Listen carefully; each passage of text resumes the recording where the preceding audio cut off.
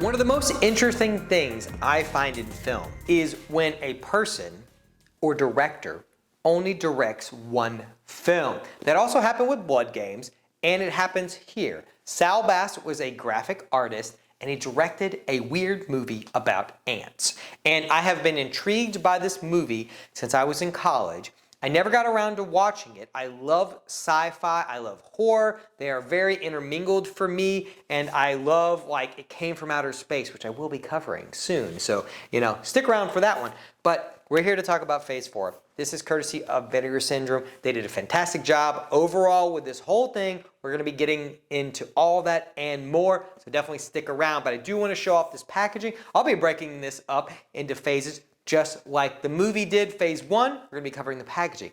Phase 2, video. Phase 3, audio. Phase 4 is going to be those coveted special features, and then we'll round it out to see if this is worth a purchase for you.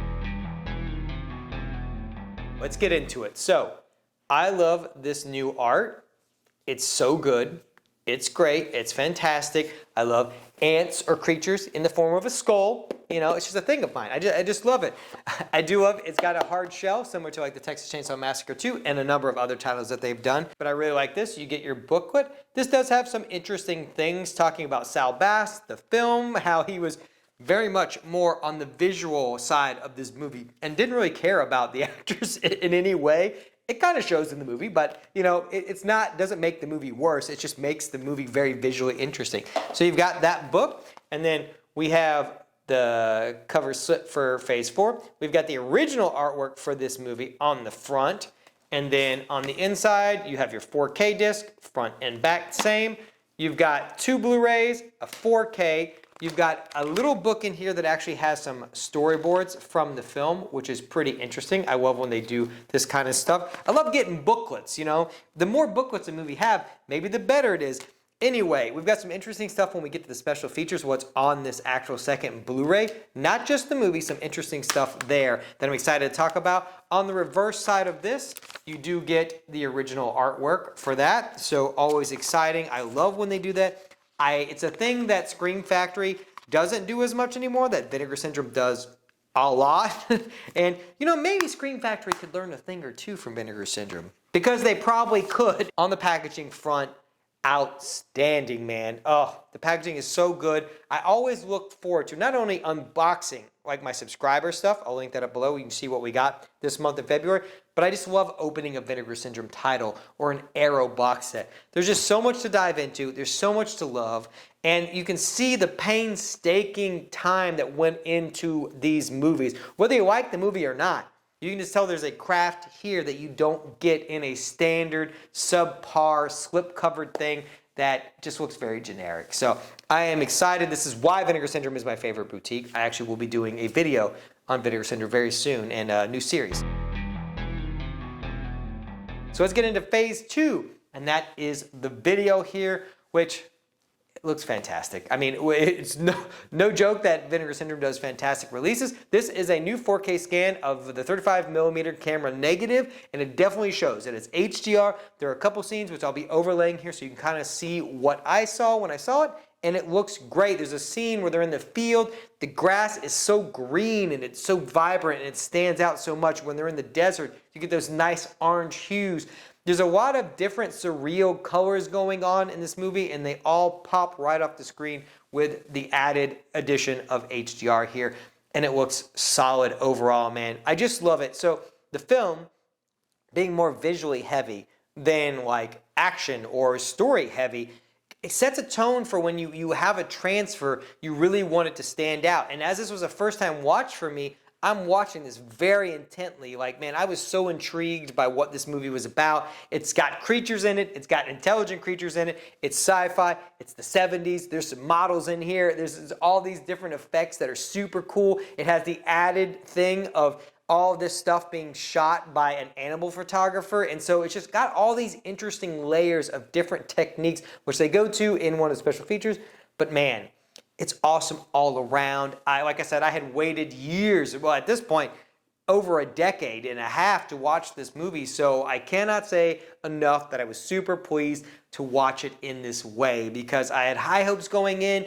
and my expectations were exceeded on this release on the video front. Yes, there's some weirdness with the shift from like being shot on the animals to the outer shots, the inner shots, but none of that matters because it all coalesces into one solid film, one solid vision, and I really just liked what I saw overall. So I'm gonna give this a 4.5 out of 5. Solid video presentation, so I cannot say I was disappointed in any way. Now let's get into phase 2 or phase 3.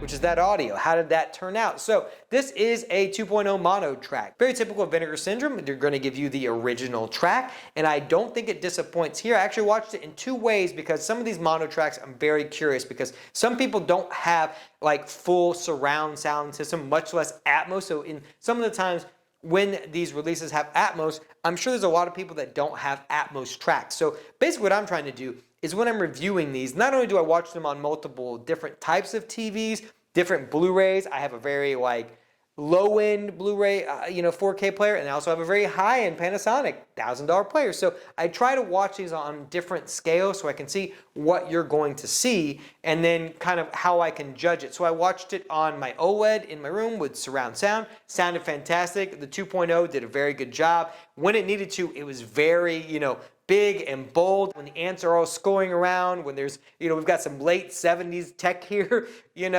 futuristic tech here. It's all weird and wild. It all sounds fantastic. You can, individually hear everything you need to hear. And then I also watched it in my living room. Like I said, lower end 4K player, it still looked good. I watched it on the TV speakers just so I could kind of see if somebody's just watching this on a TV, what does it sound like? I'm trying to incorporate this more into my 4K reviews so I can get a better look at what the average person might be watching. And instead of like, the pristine, ideal thing where it's like sometimes I know I watch stuff and I'm like, looks fantastic. And people are like, I thought it looked like garbage. So I'm trying to balance this out between a higher end and a lower end and see kind of what we can come up with in the middle. But on the TV, it looked very good. I thought it still did great. The sound obviously was a little different. These are TV speakers, so it didn't sound as good, but it wasn't muddled or anything. Everything was crisp and clear. I just had to turn it up a little bit to kind of get the vibe and, the sound level that I wanted out of it. So no going in. That's kind of how I'm going to be doing these reviews in the future. I'll be watching them kind of on these both standards so I can kind of get a generalization of what the modern person might be doing and then also what an enthusiast might be watching this on, which some of you may also be like I am. So overall, I'm going to give the audio a 4 out of 5. I think it sounds fantastic no matter where you listen to it. So let's get into our final phase. We're going to be talking about the special features. And at the very end, we're going to touch on the movie, which is what I'm most excited. That's why we're here. These videos are not always just about the format. I know we can get bogged down in the minutia of like, well, how many pixels are on this screen and, what's the ratio of this to this and how many bits per second. There's a lot of confusion sometimes and like overbearing terminology of like when we're talking about a physical media release and, what's the format? Is it 4K? Why is there no 4K? Why is it just Blu-ray? And so I just want to talk about the movie here. So this is my favorite part about these videos. It's not just the video and the audio. It's the special features and the movie itself. So let's get into these special features because there's a lot of new ones. On the special features front, we've got a lot of new special features. There's not a lot of carried over ones because I think in subsequent releases before, there really just weren't a lot of special features. So I'm gonna read these off and I'm gonna talk a little bit about the different ones that I enjoyed because how I watched this. I watched the movie, I watched the preview edition of this movie, I watched all the special features. This was a whole day the other day and I was just like, man, I don't normally do that. I normally kind of watch the movie, get my notes down, take my screenshots from my review, and then I may watch the special features down the line or I watch a handful of them. Now, granted, like Conan has like 100, so it's watching them all in one day. I'll link that video at the end so you can check out my the Conan Chronicles video that came out from Arrow. So let's get into these special features. The first thing to know is that Blu-ray Disc 1 is just the movie. So that's just the movie, but on a Blu-ray disc. Blu-ray Disc 2 is where you're going to find all this. This has the 89-minute preview version of Phase 4. It has an English mono track from the London UK preview screening without narration and the English mono soundtrack from the Los Angeles, California preview screening with narration. This is a pretty cool thing. It has a lot of footage that is not in the theatrical version. So I do recommend if you've seen the movie, watch the regular theatrical version and then go into this one. There's some weird stuff that's intercut. It is a preview version, so it is a little bit different, but I highly recommend it. I thought it was fascinating. Then on the special features front, we've got Evolutions, the making of Phase 4, a brand new documentary by Elijah Dranner featuring interviews with Jeffrey Bass, co-star Michael Murphy, screenwriter Mayo Simon, archivist Sean Savage, and design historian Sal Bass biographer Pat Kirkenham. So we've got Formicide Symphony. Dude, trying to say some of these names is ridiculous. Anyway, Formicide Sinfonia, the music and sounds of Phase 4, a brand new featurette with composer Brian, I'm not even going to say his name. It's like Gascoigne or something like that. And electronic music artist David Forhaus. Deleted scenes and sequences, raw footage from Sal Bass' original ending montage sequence, theatrical trailer, and still galleries. So a lot to love here. We've got a lot of special features in this. I highly recommend, if you like this movie, once you watch it, dive into all of those. There's a lot of interesting stuff with this movie being made and how it was made. And I think that's the one thing I came away from when I was watching the movie. And I was like, how the hell did they do this? You know, there's some models in there, there's some stuff like that, but there's a lot of like the ant stuff that's like overlaid and screened on. It's very interesting. And so I came away after the movie, which I thoroughly enjoyed the movie, and I was like, how the hell did they do this? You know, now I know some techniques I can watch it and be like, okay, I get how they did this, but they go into more of that, so I highly recommend you watch that once you're done. I would give special features a 4.5 out of 5. I think even though there's not a ton of them, the ones they do have are very solid and very well done. So definitely check these out, and they're in a modern context, which I actually like. You know, I like the reflection of looking back at old movies and kind of how we can take it with our modern standpoints here. With Phase 4 completed, we round this out. You know, what happens after Phase 4? There's a Phase 5, right? Well, not in this context, but for our video purposes, we're going to add a Phase 5, and that's going to be the movie itself. How did it turn out? What do I think about the movie and all of that? And again, it's the part I'm most excited to talk about. So let's get right into I'm going to give you a brief synopsis. I won't be going into a ton of details because I think it's a movie that you should watch. And then at the end of the video, we'll round out, is this something you should buy? Or did you already buy it? You know, let me know down below if you already bought it, but should you buy it? Let's find out. All right, here's a brief description of what this movie is all about. What these ants, with intelligent minds are thinking. Following a mysterious eclipse-like solar event, scientists begin to notice strange and unexplainable behavior changes in ants. While initially written off as an unconcerning anomaly, it soon becomes apparent that the creatures have developed advanced intelligence along with the ability to work collectively. Scientists Ernest Hubbs and James Lesko have been transferred to a futuristic lab in a remote part of Arizona desert in which to study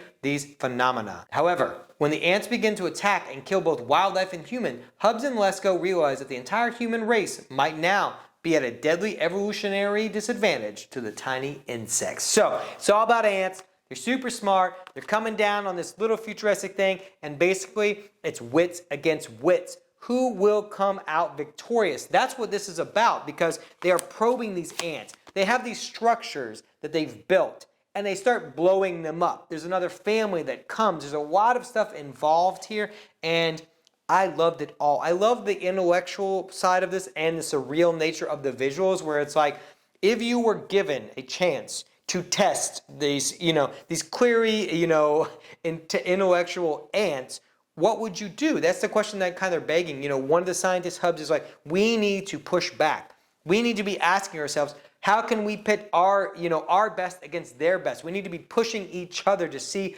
and study what is going to happen. The other Lesko's like, dude, I want to talk to them and interact with them and figure out what they're saying, how they're saying it, but pushing them to the point, he doesn't necessarily believe that they're attacking them strategically, and that's where they differ. There's another person thrown into the mix that becomes a good or a bad problem, but in the end, that is the conflict here. Can they outsmart the ants? The ants do very smart things to kind of, rectify their situation and make it better for them and really start along these 4 phases. What comes after this Phase 4? Will the ants take over? Will the ants take over? What will they do if they do? And can humanity survive? So, it's a weird movie. It's a great movie. I was intrigued from moment one with that narration all the way to the very end when those credits started to roll. So for me personally, I love weird sci-fi. I really enjoyed this movie. And overall, I think it's a great thing. You should buy it. You should be buying it right now. Go click on it. Go to Vinegar Syndrome. click on Phase 4, buy, check out, bring it home, watch it, dive into all that stuff. If you like weird sci-fi, if you like creature movies, I think you're really going to like this movie. There's a surreal nature to the visuals and all that. I have been talking a long time about a movie about ants, and that should tell you. This is what you get. This is the Nightmare Collective difference here. You know, we take 15 to 20 minutes to talk about a movie about ants. You know, where else can you find that? Where else can you find that? Nowhere. So subscribe.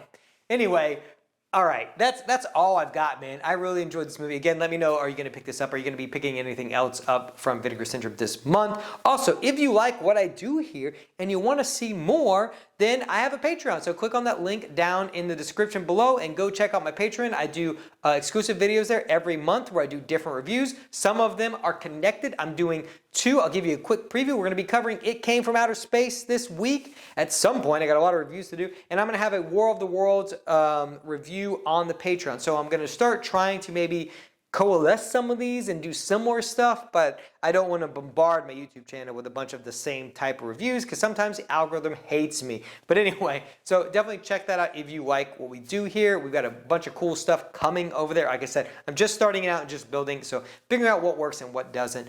But I'm going to link some videos for you at the end. I would recommend you check out my Conan Chronicles video, and that's probably the one I recommend. But check out that video. I cover both of those releases. How did they turn out from Arrow? I think they did a pretty good job. Also have a Darkman review from Scream Factory on the channel as well. So definitely check that out. Like the video, share it, comment below, all that nonsense. And I'll talk to you guys in my next 4K review.